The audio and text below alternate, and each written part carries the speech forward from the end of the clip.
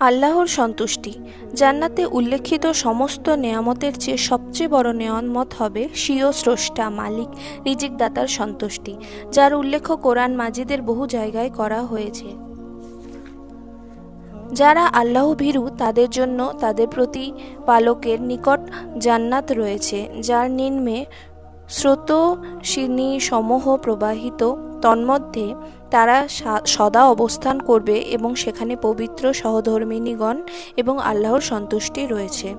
আরও ইরশাদ হয়েছে, আল্লাহ মুমিন পুরুষ ও মুমিন নারীদেরকে এমন উদ্যানসমূহের ওয়াদা দিয়েছেন যার নিম্নদেশে বইতে থাকবে নহরসমূহ, যেগুলোর মধ্যে তারা অনন্তকাল থাকবে।